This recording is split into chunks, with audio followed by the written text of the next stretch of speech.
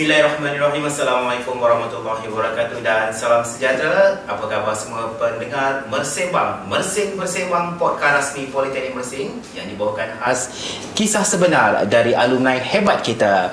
Saya Zainuddin Syari dan hari ini kita nak sembang-sembang santai yang padu tentang dunia yang menarik minat ramai di luar sana, cyber security. Baiklah, ramai orang bila dengar hackers terus bayang orang jahat yang kerjanya mencuri data, menggondam atau lain-lain jenayah cyber. Tapi sebenarnya dunia keselamatan cyber ini jauh lebih luas dan hari ini kita akan kupas semua itu bersama alumni kita yang sekarang terlibat dalam bidang cyber security. Jadi hari ini saya bersama dengan Nur Ikmal Hakimi Hasni dan juga Muhammad Daniel Mustafa, graduan Jabatan Teknologi Maklumat dan Komunikasi Politeknik Mersing dalam bidang keselamatan maklumat. Apa khabar? Sihat. Alhamdulillah sihat. Alhamdulillah ya, Ikmal dan juga Daniel. Baik, Ikmal, boleh ceritakan sedikit mengenai latar belakang anda?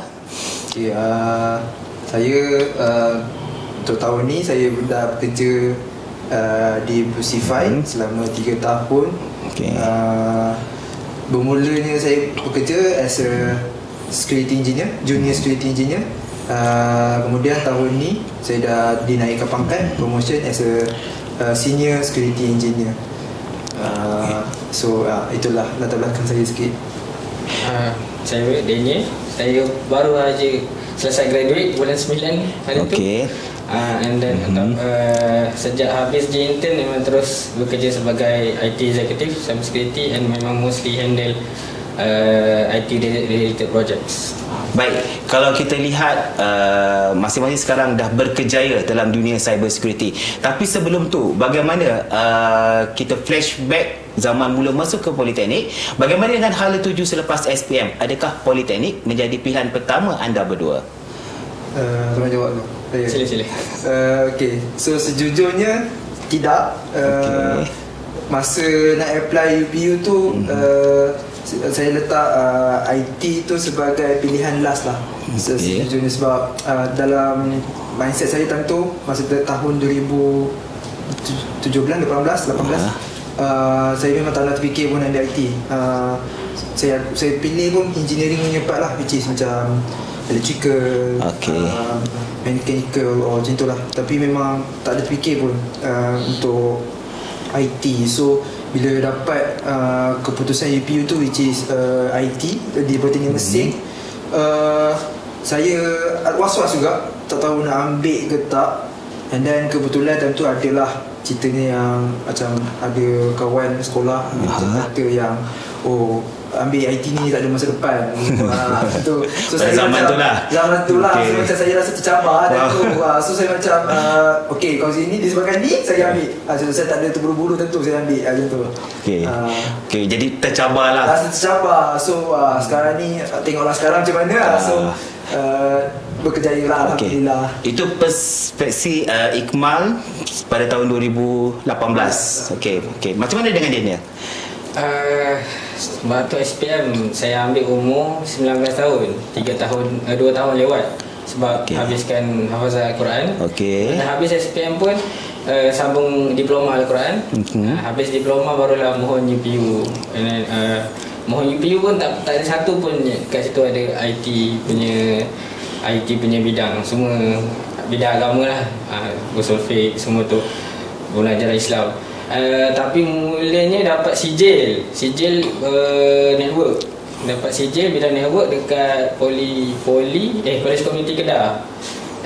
Mak kata sebab dah umur lewat, dia kata mohon rayuan minta dapatkan diploma juga. Dapatlah diploma Politeknik Mersing. Tapi sebabkan rasa semangat nak belajar je, saya terima je. Jadi macam Daniel sebelum ni kita tengok daripada Tafiz, lepas tu tiba-tiba dapat IT. Dunia berbeza. Adakah satu cabaran masa mula-mula masuk untuk bidang IT tu? Ya, betul. Sangatlah mencabar sebab memang agak orang panggil culture shock. Tak kenal komputer, tak kenal digital ke semua tu, tak tahu dulu lagi. And then tahu-tahu pula waktu tu zaman COVID dah kena ada satu laptop dah. Okey, macam Daniel pun dengan Ikmal masuk program adalah Diploma Teknologi Maklumat, Teknologi Digital. Maksudnya dalam tu ada track pengajian dan masa tu kita tak fokus lagi dalam bidang apa yang kita nak cuburi. Tapi untuk bidang keselamatan maklumat ataupun cyber security ni pilihan sendiri ataupun rela paksa diberi juga tu? Masa time tu yang kita kena start di track kan, pengajian. Time tu saya tak ada harapan tinggi untuk dapat information security, keselamatan maklumat. Tapi saya ingat saya during that time dia semua student target untuk track keselamatan maklumat. Hot lah masa tu. Masa tu hot. So macam kalau boleh semua student tu ambil track keselamatan maklumat kan. So saya tak ada harapan kalau saya tak dapat track keselamatan maklumat pun tak apa, saya boleh carry network macam tu. Tapi bila saya dapat keselamatan maklumat tu, itu maybe opportunity yang baru lah, peluang baru untuk saya untuk try bidang baru, macam tu. Sebab saya tahu masa tu keselamatan maklumat tengah berkembang. So that's why saya pilih lah yang tu. Daniel macam mana? Saya memang nak waktu pemilihan memang minta keselamatan maklumat. Sebab waktu tu semua berebut untuk dapatkan SAD, dapatkan coding. Sebab katanya itu paling dapat masa depan. Untuk orang waktu kawan-kawan waktu tu semua kata nak SAD, coding. Tapi asalnya memang nak masuk belajar coding, tapi waktu tu ada Madam Masayu, dia yang bagi inspirasi untuk belajar hacking. Okey, so kalau Ikmal kalau Ikmal kata tadi masa tahun 2018 masa lepas SPM tu tak nampak dunia IT ni, dan kita lihat pada tahun penghujung 2019 berlaku satu fenomena pandemik COVID-19, kita kata masa tu Okey, dan kita lihat masa COVID-19 ni IT ni tiba-tiba jadi famous dan meletup. Okey, so masa tu Ikmal berada di tahun akhir, saya silap. Betul. Okey. Okey, macam mana kaedah pembelajaran tu, dan saya rasa Ikmal juga antara batch yang keluar first untuk intern dalam suasana COVID. Macam mana tu? Okay, so masa kena tu saya 4 dengan saya 5, saya rasa macam culture shock juga lah bila kena, sebab kita standard dah biasa kelas face to face, tapi masa tu kita rasa macam kena on Microsoft Teams ataupun Google Meet untuk kita start kelas kan. So saya sedar yang dengan kita buat kelas online tu membuat student lain akan rasa macam ada sifat malas untuk belajar lah, sebab kita kelas online, lecturer tak pantau. So saya buat adakan sifat yang saya kena aktif lah dalam kelas online tu. So macam maybe buka mic tanya apa yang patut, kalau rasa macam nak buat lawak ke, just buat happening ke dalam kelas kan, just nak ada happening lah dalam kelas online tu. So saya kena, masa tu saya jadikan aktif lah, jadi saya kena aktif dalam kelas online. Even dalam kelas online pun kita kena aktif lah. And then sebab kita duduk rumah, kita boleh keluar, so selalu saya akan cari masa untuk belajar benda-benda baru lah. Macam selama saya tak belajar Python programming language, so dengan cara yang ada masa peluang tu, memang saya ambillah belajar Python sendiri. So that's why bila kerja ni adalah gunanya saya belajar sendiri, itulah Python tu. So that's why saya ada banyak masa lah untuk belajar benda baru. So ada tak rasa masa tu susah nak belajar, sebab sebelum ni kita tak tahu, sebab kebanyakan tools yang kita gunakan tak pernah kita tengok. Seperti belajar ethical hacking, kemudian lagi subjek-subjek lain lah, macam incident response. Ada belajar masa tu? Masa tu tak ada. Saya memang masa tu zaman yang agak awal lah untuk keselamatan maklumat. So sejujurnya yang masa zaman saya just untuk subjek yang cyber security, hanya untuk ethical hacking dengan computer network security. Dua subjek tu je yang betul-betul core cyber security kan. Yang lain semua macam server, programming itu pun Java, bukan Python. Macam mana belajar ethical hacking tu dalam dunia pandemik? Oh susah. Sejujurnya susah sebab hacking ni kita perlu ada guidance sebenarnya. Kalau kita tak ada guidance boleh rosak lah kita. Jadi hacker sebenar. Jadi hacker sebenar pula. So agak susah lah. So time tu memang struggle saya nak belajar benda-benda yang baru yang lagi saya tak ada guide yang kita boleh tanya kan. So most probably masa time tu saya create lah satu virtual machine ke memang saya cari inisiatif yang macam mana saya buat sandbox, saya buat IDS. Saya ada juga saya try untuk buat free trial AWS just untuk dapat real attacker sebab dia daripada cloud. So kalau kita guna virtual machine local kita tak dapat real attacker. Kena banyak belajarkan diri lah. Betul lah. So memang sebenarnya dalam masa kerja sekarang ni memang self learning ni memang penting lah. So Daniel masuk poli tahun 2021 selepas pandemik lah. Masih dalam fasa pandemik. Macam mana mula-mula masuk IT? Sebab sebelum ni daripada pengajian Quran, lepas tu masuk ke dunia IT. Macam mana nak adapt untuk menerima semua tu? Mula-mula je dah kena ada komputer. Dah dapatkan satu laptop tu pun dah satu struggle. Waktu tu lah mulanya kerja F&B, kerja part time. Baru nak kumpul duit, belilah satu laptop yang ada kat second hand. Nak struggle-nya adalah belajar komputer tu apa. Alhamdulillah sebab ayah saya dia waktu dia mula dia ASCII dengan Java programmer. Jadi orang lama lah. Cuma dia pun masih dia orang dulu old school punya. So dia pun tak tahu, dia Windows 10 dia tak tahu, Windows 11 dia dah lagi lah dia tak tahu. Tapi the basic semua datang daripada dia. So alhamdulillah ada ayah lah, boleh rujuk ke ayah lah waktu tu.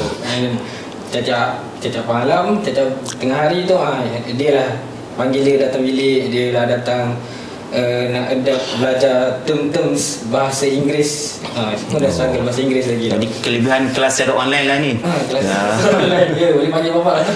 Untunglah dia ada orang kata family yang dalam bidang IT juga yang dapat membantu. Kalau saya independent. Self learning lah. Kalau saya tengok benda ni dia pun tak faham. Dia pun tak faham. So macam dia tak dapat tolong apa yang saya buat. Cuma Ikmal kan sebab Ikmal masa tu intern practical dalam pandemik dan PKP lagi masa tu kan, fasa PKP. Macam mana suasana kerja masa tu? Sebab secara normalnya sebelum ni kalau intern ataupun bekerja secara face to face, jadi masa ni kita intern ni untuk menerima sesuatu ilmu yang baru di dunia pekerjaan di luar sana, tetapi dalam dunia PKP ni macam mana Ikmal melaluinya? Masa saya dah start intern tu, masa tu still dah start PKP lah. PKP dah ketat lah. So kena ada surat pelepasan semua. So masa tu memang minta daripada majikan, daripada first company saya tu untuk buatkan surat pelepasan. So masa tu memang adalah memang macam kita dulu memang adalah blog apa semua. So memang adalah memang time tu. And then bila saya dah start kerja tu, saya kerja macam biasa, pergi ke office mula-mula, tapi kena pakai mask lah. Benda tu memang wajib pakai mask. Ikut SOP lah. Betul, ikut SOP apa semua, kena scan QR, kena check temperature. So masa tu ketat lagi. And then tapi boleh carry lah sebab kerja macam biasa je. Kerja macam biasa, tapi saya duduk bilik sewa. Masa partner saya tu kena PKPD. PKPD tu kena ditutup. Tak boleh keluar. Tak boleh keluar langsung. So masa tu terkejut lah. Kita orang terkejut macam tak boleh. Masa tu sebab kalau kita orang nak work from home kena ada VPN. Untuk access kita punya network company lah, kena ada VPN. Tapi saya tak ada VPN tentu. So saya agak rushing kena tanya SV, dapatkan account untuk VPN apa semua. So masa tu struggle. Wifi pun tak ada kat rumah tu, kena pakai hotspot. Itu pun laju tak laju lah. Struggle lah, memang struggle. Betul-betul struggle, tak boleh keluar. Macam itu. Jadi mencabar lah. Memang mencabar lah. Transport pun tak ada. Saya share kereta dengan housemate saya lah. Itu pun dia banyak tolong lah dulu. So kita orang macam agak belajar lah daripada bawah lah tentu. So kat situ lah kita orang belajar macam mana hidup kerja sebenarnya. So masa maksudnya masa PKP tu memang banyak mengajar erti kehidupan sebenar. Betul lah. Kat situ lah saya sedar lah. Betul memang susah betul lah nak cari duit dan tu kan. Start pula hidup baru dengan dunia sebenar Dunia sebenar. Dulu kita kat student akal-akal lah. Okay, macam ni Daniel? Sebab Daniel rasanya kalau masa intern tu untuk menjadi latihan praktikal di industri tu dah lepas situasi atau zaman pandemik tu kan? Dah habis. So macam mana dengan situasi intern tu? Situasi intern waktu tu disebabkan jauh di rumah, Masya Allah. Intern company kat Ceras. Okay. Minit. So terpaksa jugalah nak sewa bilik sebab tak nak lambat. Okay. And then waktu tu MRT pun, naik MRT pun walaupun direct pun dia dah makan masa 1 jam perjalanan. 1 jam perjalanan. Banyak masa habiskan perjalanan je lah. So akhirnya duduk bilik sewa. So pasal ada motor, awak naik motor. Taklah kata susah pun rasanya.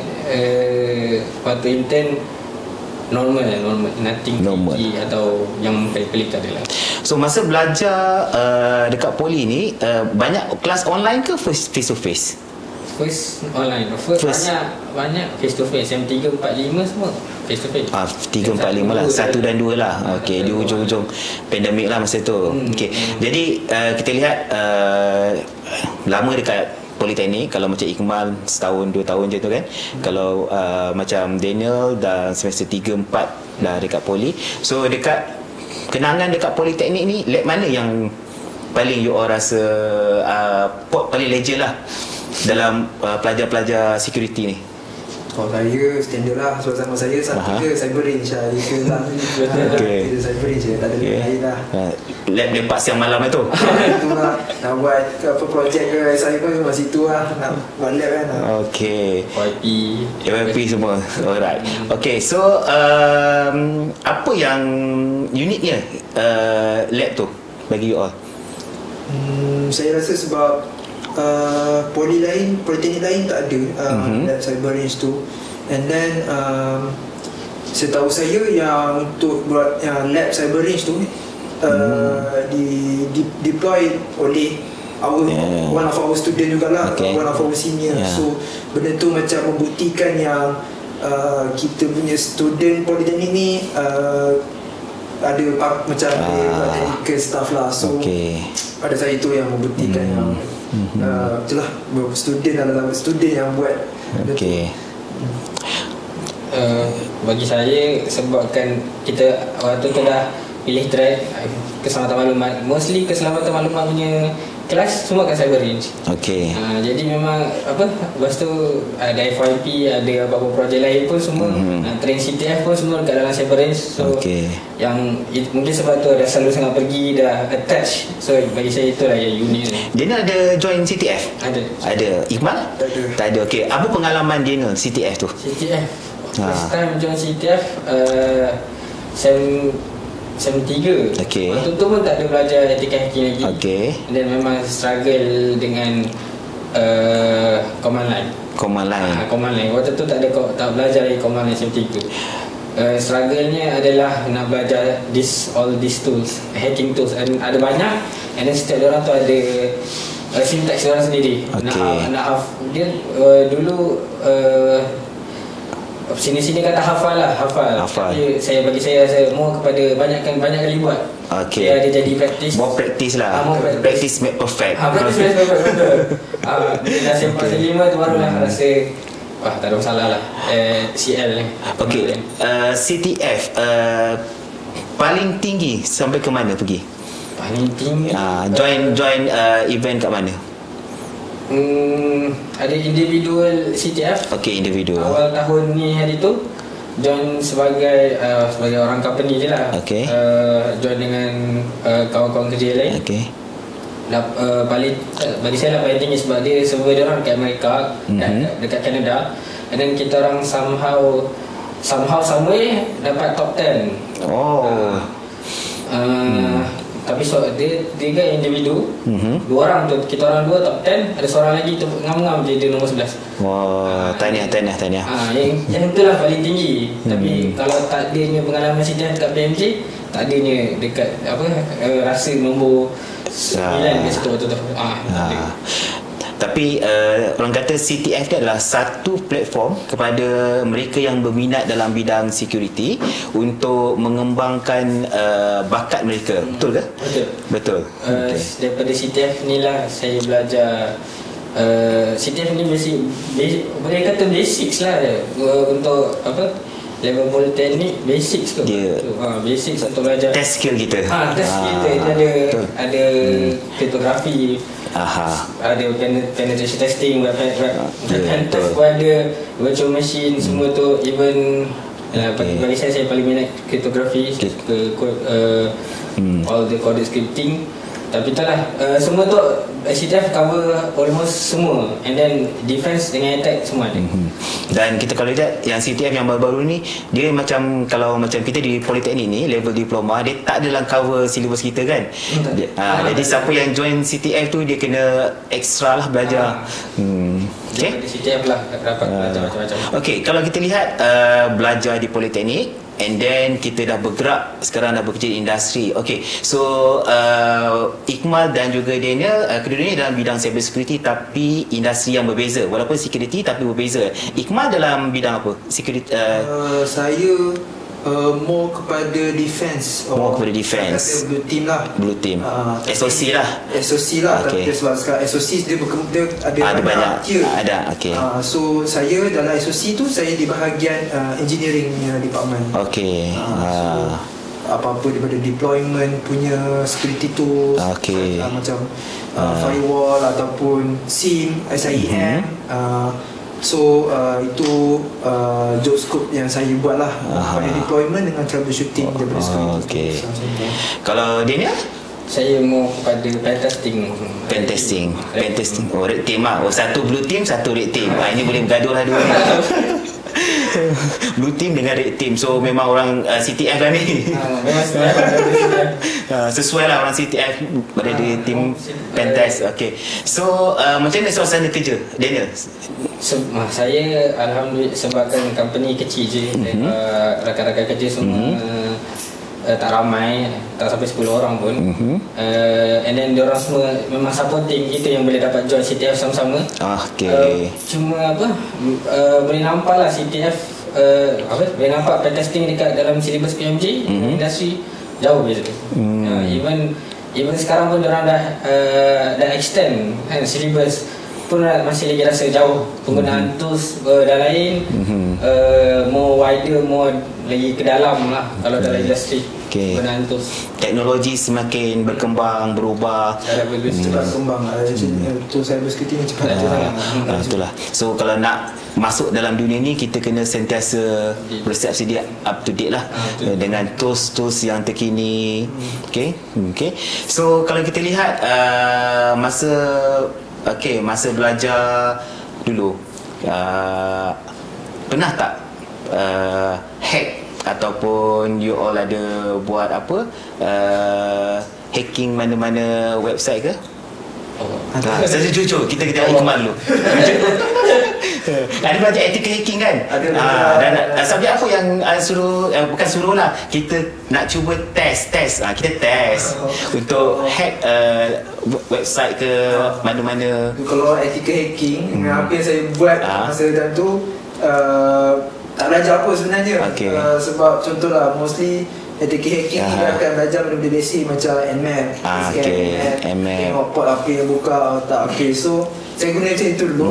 Tapi untuk bypass yang saya nak hack ni, saya belajar daripada YouTube actually. So saya try lah tengok, and then saya dapat jumpalah satu website yang mangsa saya which is saya FYP punya penelitian mesin ni portal. FYP di Lobo. Iaitu tu semua buku-buku log FYP sebab zaman PKP kan. Kita semua pakai jadi so tu yang saya try lah, memang try. Tengok URL ni, tengok macam saya try lah buat SQL injection. So SQL injection boleh dapat macam saya try lah, tengok berapa saya songkar lah, tengok apa yang saya dapat kan. Dapatlah macam database, student apa kat metrik dia, password dia, ID dia. Tapi saya tak buat apa lah, tak ada. Saya tengok okey lah, tapi saya masih beretika lah.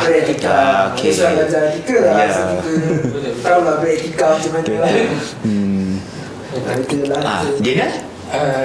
Daripada kalau saya daripada awal-awal subjek etika hacking, saya dah bagi tahu jangan buat benda luar boundaries, jangan lebih daripada sepatutnya.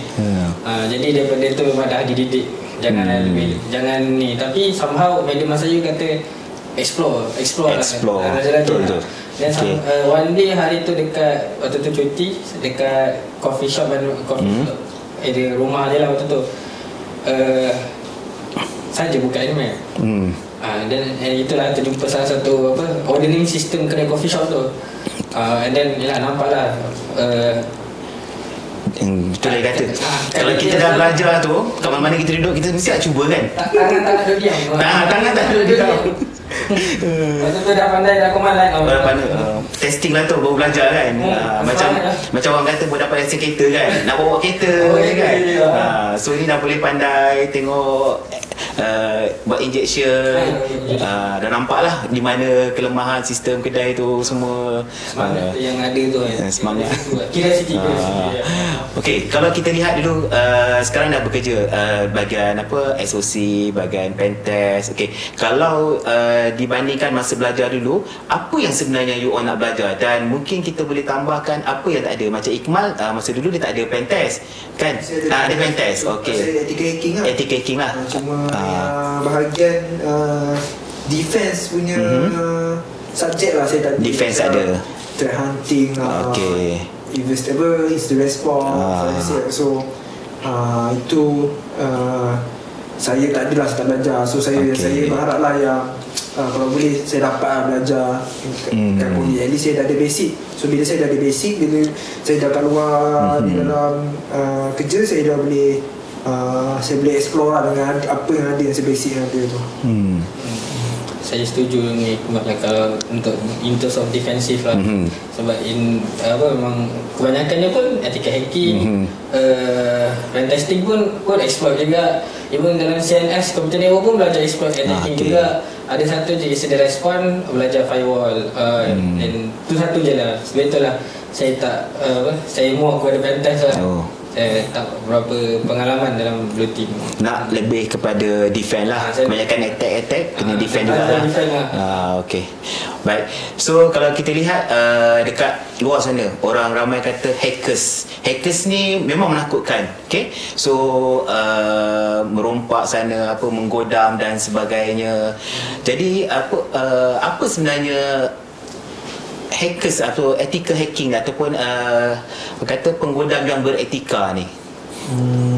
Kalau bagi saya dia membantu bagi sebuah organisation lah. Macam contohlah satu company ni dia tak tahu apa kurangnya environment security dia orang. So kat situlah etika hacker ada, which is ataupun kita panggil pen tester lah. Kat situlah dia carilah apa vulnerability yang ada dekat sesebuah company atau organisasi, dan dia akan buat report and send report tu dekat to the organisation lah. So at least organisation that company tahu apa kekurangan dia orang, and dia orang boleh memperkuatkan lah dia orang punya security dalam IT environment dia orang. So kat situlah sebenarnya etika hacker ni membantu sebab dia just dia mencari apa yang kekurangan lah dekat side customer ataupun company. Okay, faham. So, okay, Ikmal, untuk Ikmal saya nak tanya pandangan daripada Ikmal lah. Okay, kita banyak belajar dalam skill dan sebagainya kan. Okay, kita lihat ni untuk junior dalam bidang IT ni, tak kira lah sama dalam bidang security, network ataupun programming ni, kita perlu lebih fokus kepada bidang technical skill ataupun kita perlu ada professional cert. Saya sebagai secara peribadi memang saya lebih pentingkan technical skill. Sebab bila individu tu ada cert, bila dia dapat apply kerja, tapi contohlah dia dapat masuk, tapi bila kita minta dia, sebab kita bila dia ada cert, kita ada high expectation untuk bagi seseorang individu ada cert. So kita expect dia dah tahu dah technical skill yang basic. So bila kita minta dia boleh tak buat ni tapi rupanya dia tak tahu technical secara spesifik, dia tak tahu technical tu. So itulah pada saya secara peribadi lebih baik technical skill dulu, baru kita go for certification. Betul. So that supaya itu sebenarnya lebih meyakinkan untuk bagi satu company untuk dia hire tu. Sebab kadang company sekarang dia akan buat technical question bila interview. So bila kalau contohlah nak interview, dia cert memang dia cert Comtia, dia cert MBS, tapi bila bagi technical interview tak dapat jawab. So sama sajalah. Sebab kita lihat dalam bidang cyber security ancaman datang pada bila masa. Betul. Jadi skill tu yang lebih penting. Betul. Cyber security ni more kepada critical thinking. Critical thinking. So macam mana kita nak solve this issue dengan cepat. Bukan kita nak delay sebab kita dah kena, tapi takkan kita nak delay esok lah. Boleh lah. So benda tu kena cepat lah. So on the spot lah. Kena on the spot. So itulah technical skill tu penting lah actually pada saya lah. So baik, kita rasa dah lama juga kita bersembang-sembang santai ni dalam cyber security. Baik, ada tak tip kepada junior? Apa kata kita bagi cyber rules tip kepada junior-junior kita? So Iqmal ada yang boleh di-sharekan kepada junior kita? Saya kalau saya mau kepada faham konsep berbanding kita pakar dekat sesuatu spesifik tool. Sebab tools ni konsep dia sama. Basic still ada, cuma dia tools ni just memudahkan kerja kita saja. So at least kita kena faham konsep basic knowledge tu, dia dah cukup. At least kita dapat tools baru, kita dah boleh catch up. Yang pertama tips dia kena faham konsep. Bukan hafal tools. Maksudnya kita kena faham macam mana nak buat step by step dan menggunakan tools, sebab kita lihat tools pun akan sentiasa berubah dengan peredaran zaman dan teknologi semasa. Daniel, yang kedua tips untuk junior bagi saya adalah mahirkan diri dengan command line. Command line, command prompt lah. Sebab memang almost entirely cyber security gunakan command line. Ada pakai Windows UI. Tak ada pakai UI. Windows kau pakai Windows saja. So kena faham lah command line semua tu, syntax semua. So Iqmal, ada lagi yang boleh kita bagi tips? Ada. Kalau saya akan cakap, kalau kita minta anggap politeknik ni is a basic knowledge lah. Basic knowledge. Student tak boleh berharap politeknik punya syllabus sahaja. Betul. Kena anggap yang this one just basic. Benda ni kita boleh kembangkan basic ni lah. So student kena ada self learning. Self learning tu mesti ada. Betul, mesti kena ada lah. Wajib ada, sebab company nak yang dia ada value untuk self learning. Betul. So itu nasihat saya lah yang tu. So Dana, lagi tips seterusnya saya recommend adalah mungkin try explore tanpa dipaksa. Explore tanpa. Kita nak tahu ke, lagi dengan canggihnya ada AI sekarang, boleh tanya je. Tanya AI. Tapi kalau kita lihat generasi sekarang banyak bergantung pada AI. Macam mana tu? Bergantung pun masalah kat Kalau saya AI guna reply email je. Email. Kita nak malah nak pening in English kan. So kita macam kita buat sikit ayat, minta ChatGPT untuk kembangkan ayat ni. Dan kalau kita saya punya AI punya ChatGPT saya guna tu just untuk reply email je. AI tu digunakan untuk membantu kita, tetapi bukan menggunakan sepenuhnya. Kita kena baca balik, kita kena tengok balik semula sesuai atau tidak. Ada ke menggunakan AI ni menyelesaikan masalah kita? Contohnya ada satu isu kita gunakan AI yang pernah digunakan. Saya pernah kalau saya time tu ada troubleshooting untuk SIM SIM. So tapi saya tak adalah bergantung betul dekat ChatGPT ataupun AI. Saya ada isu ni bla bla bla, dan dia tengok dia punya solution dia. Agak-agak berapa peratus ketepatan solution itu? Sikit je. Sikit je. Cuma saya nak tengok dia bagi apa lah. Saya akan buat satu cross check dengan apa yang okay. saya jumpa. So kita try tengok adakah dia macam relate tak dengan punya solution tu. So bermaksudnya kita kena ada basic knowledge jugalah. Betul. Kita jangan 100% bergantung kepada ChatGPT ataupun AI tersebut. Dan kita kena ada knowledge, kita kena bandingkan apa yang diberi oleh AI tu, baru boleh kita buat keputusan. Okay, so Dina lagi? Kalau nak jadi red team, memang tak boleh rely dekat AI. Sebab every problem semua tak sama. Spesifik, tak sama lah. And then apa benda yang bagi pun rasanya tak salah saya semua general je lah. General. Benda yang AI rasa yang mana ada dekat internet je lah kot. So, kalau nak jadi pentas jangan rely dekat AI. Sebelum kita akhiri, saya nak tanya antara Ikmal dengan Daniel. Lebih seronok attack atau defend? Defend? Attack. Confirm lah, satu rating, satu blue, satu attack, satu defend. So tools kegemaran. Kalau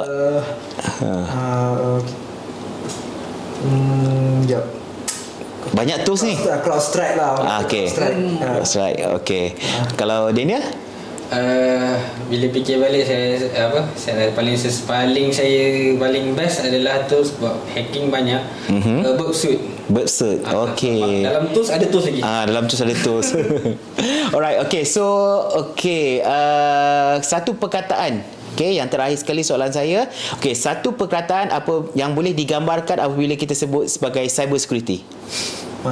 Masa. Sebab apa? Sebab tak ada masa nak buat tak ada masa untuk diri sendiri. Tak ada masa untuk diri sendiri. Kalau kita ada apa-apa isu kena attack, kita as a defense team kena get ready lah.